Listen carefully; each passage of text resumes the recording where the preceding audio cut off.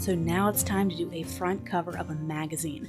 And I love doing these because it's a little bit different than the spreads or the editorial layouts, because you're really trying to draw people's attention with a really high impact photo, and the type has to be very readable. It's a little bit harder to do covers, and so I really wanted to do this as kind of a bonus extra, challenging ourselves a little bit. So we're going to be creating the front cover that you see here, and I like to show you what the final looks like ahead of time so that you can kind of see where I'm going during the process, so you can kind of know what I'm doing instead of you being surprised at what it looks like in the end.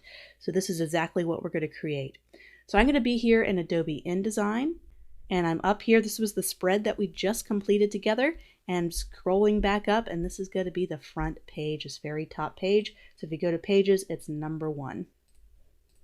So let's bring in our photo. I've taken a lot of time to find a photo that would work really well on the front cover, and I'm going to go ahead and bring that in. What I can do is do our container first, just doing a rectangle tool, bringing that in and making sure we have enough room for bleed. So I'm just toggling on W and making sure everything goes out to the red line, and then getting our image loaded in.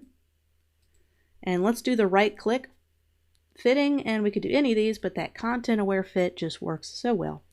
So now what we need to do is start to plan our cover. So we're going to block this out just like we did before. So we're going to have kind of a magazine name right here. We're going to probably have some kind of little tag that has the date. We're going to have two different articles. We're going to have an article that goes down here that's going to have a number. And we want to have the article that we just completed, how to make the perfect pancake. And what I thought I would do is there's some natural shadows cast by this photo. Why not take advantage of that to put type on there? It's going to be a little bit more readable if I really take advantage of these shadows. I don't have to add any artificial shadowing or do a whole lot of photo editing. So let's take the assets of this photo and utilize them. So we're going to put another article, that perfect pancake article, maybe across the bottom here. And this is going to be the pancake issue. So we're going to want to put that, and that's going to be the main focal point of this magazine, is the pancake issue. And I thought we'd put it right on top of the pancakes, right there, just doing some blocking. Of course, the boring part, we're going to need to have some kind of barcode area. So we don't want to touch this area. So we're just going to make it white and leave it alone. That'll be our barcode. So I think we have all the information we need to have on our type. It's a little bit left heavy. So that's why I'm putting the date here on the right and the barcode on the right to kind of balance the heaviness of the left. And if we make the zoom in a little bit more on the pancakes and make the pancake issue more of a focal point, maybe that'll help to center everything and make these two articles not seem so left heavy. So there's lots of ways we can balance everything out to make it look nice. So what I want to do is maybe make these transparent. I'm just in effects, I'm just going to make it a little transparent so when I do scale the image or zoom in on it, I can kind of know where the pancake's going to fall. So let me zoom in on this, kind of crop this a little bit better. It's really bringing focus on that plate of food and making sure we have room for all of our items in our article. I think that's a much tighter cropping, which really entices me more now that the product is right in front of me. So here's the pancake issue here. Let's kind of shift this over to the right. We need a little bit more room on that left side to put our article. Make sure we have enough room. And then the pancake issue can go there. And then our other article can go right here. And then we could put our magazine. We could somehow incorporate this honey drop and maybe put it in front of the type to make, you see this a lot in magazine design. If you look at a magazine front cover, you see that the main subject is sometimes covering the magazine title, enough where you know what magazine it is, but sometimes entire letters are covered up. And it's okay because you know that it's that particular magazine because you just know that's what it is. So it's okay to cover up certain type with objects on a magazine front cover. Just make sure it remains readable. So now that we have an idea, we have a plan, we can go into Photoshop and be able to edit this a little bit, edit this front cover and add our magazine type. So I'm going to right click our main pancake and we're going to edit with Photoshop. There it is. We're not going to worry about cropping it. We already have that cropped in Adobe InDesign. And let's add our magazine title somewhere right here where we planned on adding it.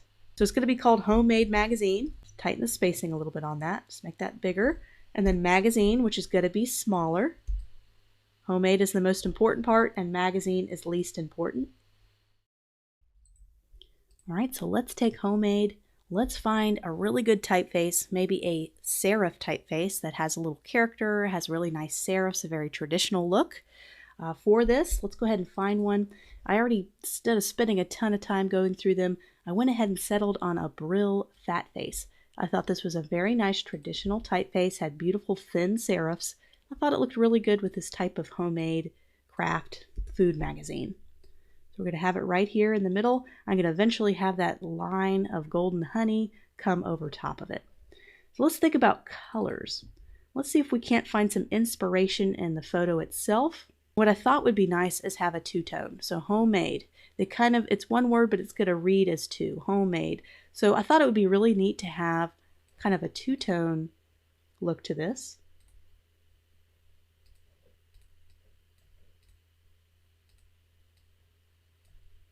I thought it helped break down the type a little more. So I kind of settled for this. I actually brought out the raspberry color and then did a golden orange color for here. I thought that looked really good. And let's do magazine. Let's make this a lot smaller. It's not quite as important as a word. Let's have it stretch across a little bit. Let's add some spacing. Let's go to my character panel and add a little bit of spacing. Let's add quite a bit.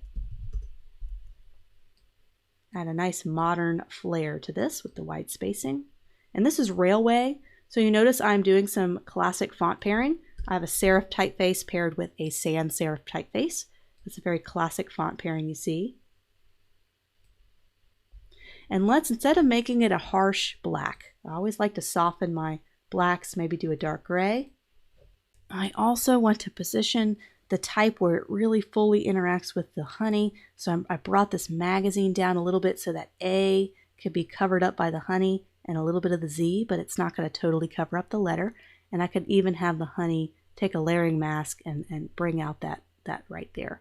So let's go ahead and cut. We're going to isolate this pancake so we can paste it on top of the A and Z. We just need to have this cut out and pasted on top. So what I might do is cheat a little bit and do my select subject and see if it can automatically select the pancake for me. We just need the top selected. That's good enough. That covers up the A and the Z. I'm just going to copy and paste that and move that layer above the type. And then voila, it's already covered up. So what are we going to do with this type up here? What we can do is we could just take a layering mask. So I'm just adding a layering mask and I'm going to paint this on. Let's do a nice small brush, maybe about the width of the honey droplet. And let's zoom in and just kind of make it disappear. Just like that. Just make sure your flow and your opacity is at 100%. I think it just makes it look a little bit more natural than cutting it out with a straight edge because it's kind of feathered a little bit. And you may need to go back and make the brush just a tiny bit smaller or even a hard round. See what a hard round looks like. Gotta be pretty precise with this one, don't you? Sometimes it helps to make it a little transparent so you can kind of see where it overlaps. Maybe do a combination of hard and then go back and do a nice soft. Just right there, just to soften that edge. Okay, so let's go ahead and make it fully transparent so we can see. Let's go ahead and zoom out. So it loaded into InDesign automatically. It kind of naturally fit what we planned on for where the title would go. So we don't need that anymore. Let's go ahead and do our little side tag here with the date. So I'm just going to incorporate this. What I want to do is I want to make it a color that really pops out. But if I made it orange, it's going to compete with the made. But if I make it the color on the opposite side, I think it'll help compete a little bit less. So we're just going to make it that kind of raspberry or blackberry kind of color.